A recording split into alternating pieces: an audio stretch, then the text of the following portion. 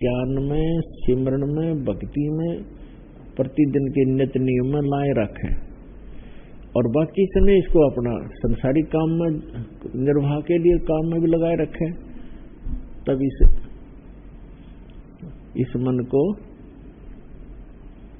इस मन से हम जूझेंगे, तभी हम सफल होंगे।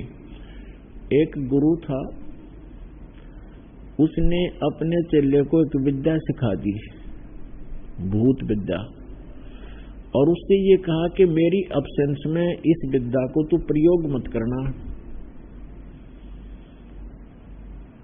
तो गुरुजी के कहने से चेला स्वीकार किया कि अच्छा जी।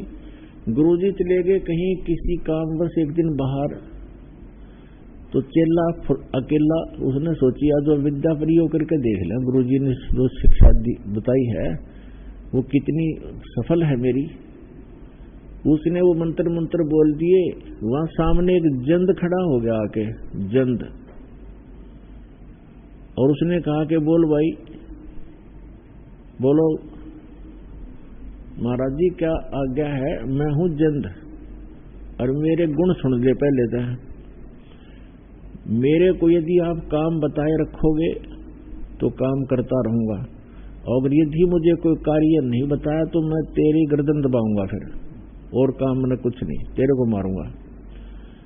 अब वो चेला डर गया, वो तो बहुत चिंतित हुआ। उसने एक दो काम बताया, चलाटा मांग लिया, वो तो 2 मिनट में थैल भरवा लिया, दौड़ी आटे की रख दिया। फिर कहा आग बना दे, आग बना दी, पानी भर लिया 2 सेकंड में, बोल। उन्होंने सोची भाई तो बड़ा कसुत्ता काम, बोला कपड़े धो दे, वो कपड़े भी धो दिए 2 मिनट में। अब उसकी गिगी बंदगी के बताऊं इसने, इतने वो चेला गुरुजी आगे दौड़ के उसके चरणों में पड़ गया और कहा गुरुजी मेरी रक्षा करो, मुझे बचाओ।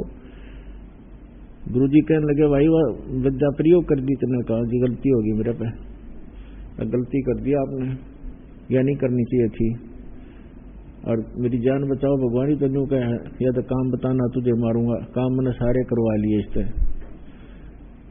तब गुरुजी बोला इसको ये कहते हैं कि एक बांस लावा लंबा 30-40 फुट का।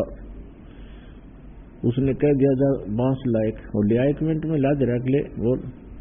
तब गुरुजी ने कहा कि इसको कह दे जमीन में गाड़ दे आधा, ये 2-3 फुट 2-3 फुट जमीन में गाड़ दिया, सीधा खड़ा कर दिया। और अब इसको कह दे कि इस पर चढ़े और उतरे, चढ़ता रहे उतरता रहे, मैंने जरूरत होगी तो तेने बुला लूंगा, इस काम लगा रहे। तो जंद को काम लगा दिया, उस बांस पर चढ़ेगा और उतरेगा।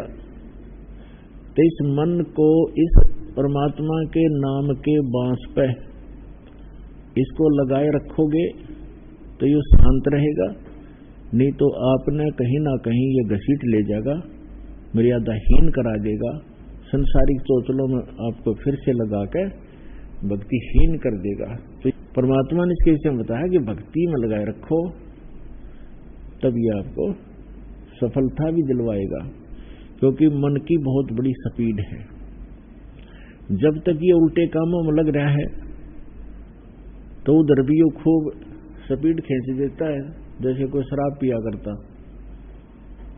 खूब ढूंढा ठा रखा था शराब पीने का, बदनाम हो रहे थे। अरे वही पुण्यात्मा ज्ञान हुआ, शराब छोड़ दी, अब राम नाम में ढूंढा ठा देंगे, स्पीड तो उनकी वही है। अब जैसे कई डाकुओं का प्रमाण मिला है, पहले डाकू थे, तेल का मचा रखा था, उस पूरी पुलिस स्पीड तो कर रहे थे उस काम ने, तभी तो प्रसिद्ध हो गए। और जिस समय उनको ये तत्व ज्ञान हुआ, भक्ति मिली, तो उन्होंने भक्ति में भी स्पीडा खींच दी और महर इसी को आगे। तो इसी प्रकार इस मन से ही हमें परमात्मा प्राप्ति होगी। इस मन का सहयोग लेना पड़ेगा, इसको ज्ञान से, भक्ति से, सिमन से अनुकूल रखना पड़ेगा। तो ये इन्हीं क्रियाओं से जो आपको दी गई है, इनसे आपके अनुकूल रहेगा। फिर ये बकवाद सोचेगा जरूर, लेकिन कर नहीं पाएगा, इस ज्ञान से इसको इतना झटका मिलता रहेगा। तो इसलिए परमात्मा हमें याद दिलाते हैं, राम नाम रटते रहो, राम नाम रटते रहो, अंतिम सांस तक, जब तक घट में प्राण, किसी भी, जैसे कई कहते हैं मन का कुछ दिखाई नहीं दिया, कुछ दिखाओ पहले। अब बच्चे को कहा जाता है कि आप डॉक्टरी की पढ़ाई पढ़ लो, डॉक्टर लग जाओगे, बहुत अच्छी तनख्वाह होगी, ठाठ से रहा करोगे, पंखों के नीचे रहोगे। अब वो बच्चा ये कहे, प्रवेश पा लेता है स्टडी में, और फिर ये कहे मुझे डॉक्टर दिखाओ, हॉस्पिटल दिखाओ। हॉस्पिटल अगर दिखा भी दिया, देख भी आया कि डॉक्टर ऐसे होते हैं, ये ऐसा काम करते हैं, तो फिर जब तक आप स्टडी पूरी नहीं करोगे तो उस हॉस्पिटल के देखने का फायदा क्या हुआ? अपनी स्टडी पूरी करो और फिर देखिए हॉस्पिटल में नौकरी मिल जाएगी आपने। तो यहां परमात्मा कहते हैं राम नाम रटते रहो। राम नाम माने भक्ति, जो परमात्मा का मंत्र आपको दिया गया वो।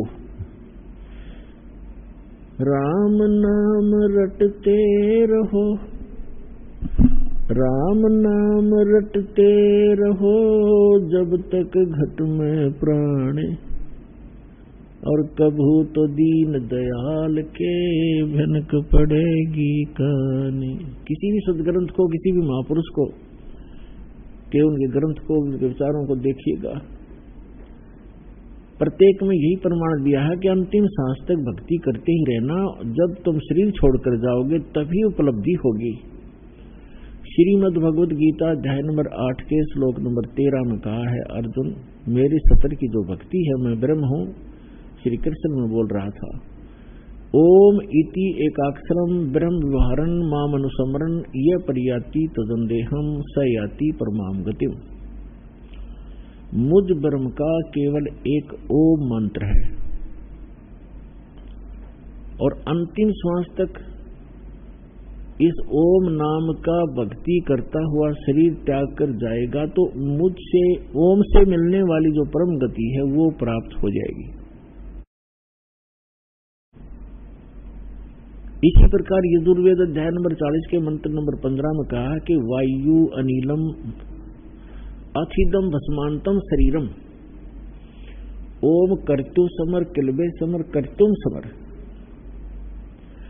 ओम नाम का जाप काम करते करते सेवन करो, विशेष कसक के साथ सेवन करो। मनुष्य जीवन का प्रथम कर्तव्य जानकर, मूल कर्तव्य जानकर ओम नाम का जाप करो। और भस्मांतम शरीरम, जब शरीर अंत होगा तेरा, उस समय इससे मिलने वाला अमरतम अथितम, इसके पश्चात आपको वो अमरत्व प्राप्त होगा।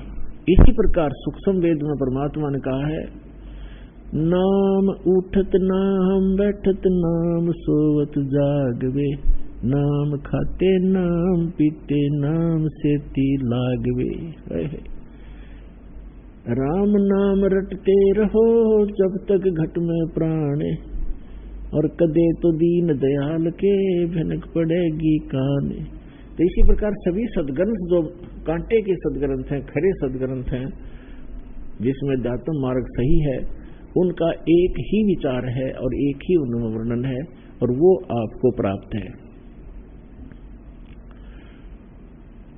परमात्मा भी ये कहते हैं कि परमात्मा का जो सच्चा नाम है, जो पूरा कोर्स कंप्लीट आपको दिया है, अंतिम सांस तक भक्ति करते रहना, और फिर यही आशा रखना कि कभी तो भगवान सुनेगा दीन की। आधीनी बहुत जरूरी है इस भक्ति मार्ग के अंदर। रावण ने भक्ति की, ऐसी सेक्रीफाइस किया भक्ति में भगवान के लिए, कोई कर नहीं सकता।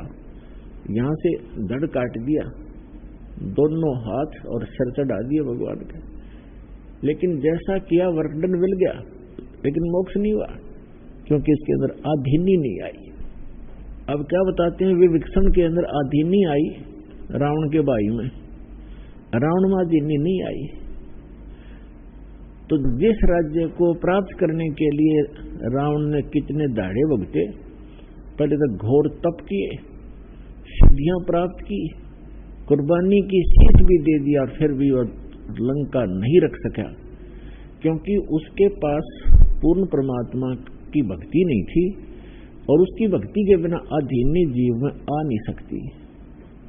और विभीषण अधीन हुआ परमात्मा, मुनिंदर नाम से आए हुए थे त्रेता युग में, मुनिंदर ऋषि के वशिष्ठ हुए थे। कौन? मंदोदरी और विभीषण।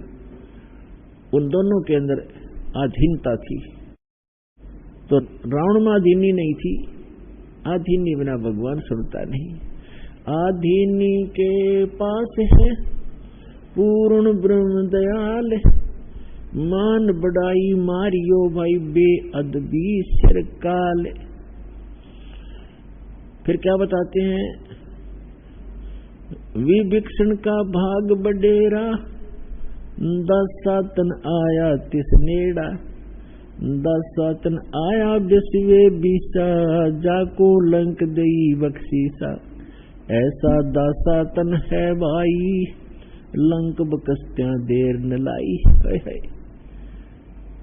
अब देखो, हम निमित्त बना देते हैं, राम ने विभीषण को राज दे दिया। राम ने विभीषण को क्यों दिया और को ना दिया? क्योंकि विभीषण परमात्मा की सतभक्ति कर रहा था और वहां की जनता को एक अच्छे राजा की आवश्यकता थी जो भगवान से डरने वाला हो। तो परमात्मा की भक्ति करता था सत्पुरुष की विभीषण।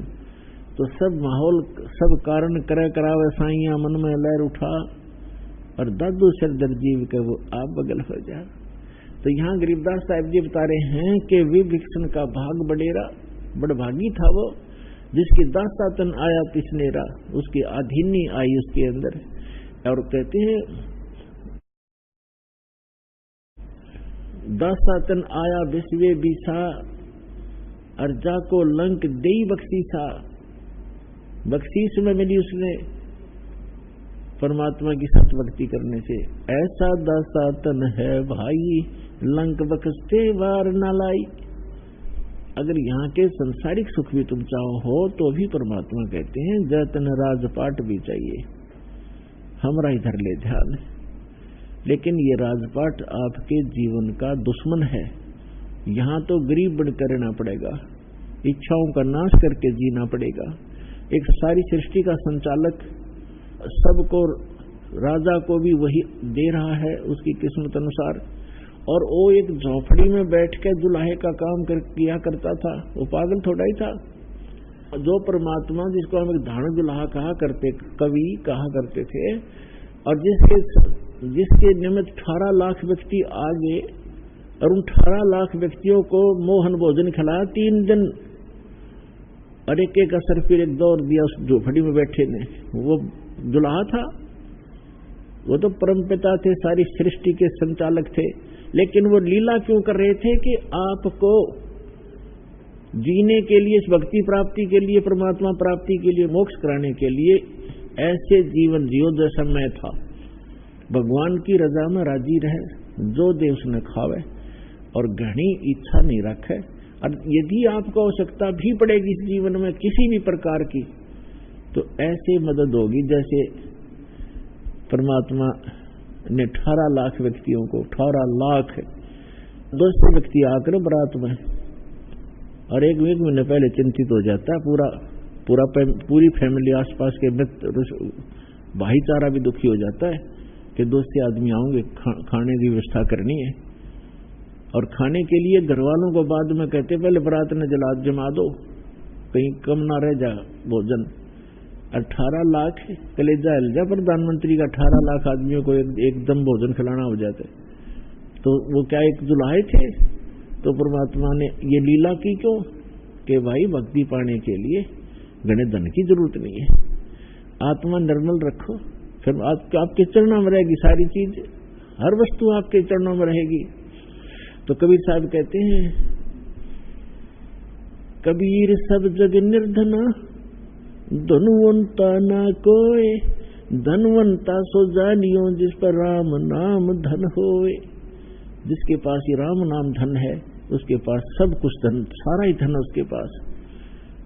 और कबीर साहब कहते हैं, टोटे में भक्ति करे। कई दुखी होते हैं कि हमें बहुत कर्ज है, बड़ा दुखी है, टोटा बहुत है। कबीर साहब कहते हैं, टोटे में भक्ति करे सोए सही सपूत, और मायाधारी मस्करे ना जाने कितने जालिए ऊत। वही सपूत है जो ऐसी स्थिति भगवान पर आस्था रखकर फिर देखना भगवान क्या उससे कोई छुपी है, आपकी दुख, आपका दर्द क्या उससे छुपा है। एक पल में जिस दिन आप प्रसन्न होगा, आपने प्रसन्न करना पड़ेगा उसको। और हृदय से ये रखे कि भगवान जैसे रखोगे नहीं रोएंगे, भगवान भूखे रखो तो प्यासे पर चरणों में रखना मेरे दाता। तो फिर देखना, फिर कहते नुकते ऊपर रीत जाएगा रे करोड़ कर्म जल जाए तुम्हारे।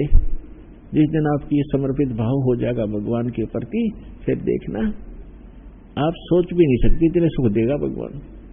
तो पुण्यात्माओं, आपका सौभाग्य है कि आपको स्थान मिला, सच्चा भगवान मिला, सच्चा नाम मिला।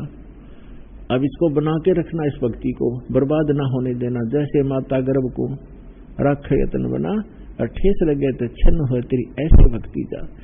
अब ये परमात्मा कहते समझा है तो सिर दर पाओ भौर नहीं रे ऐसा दाओ।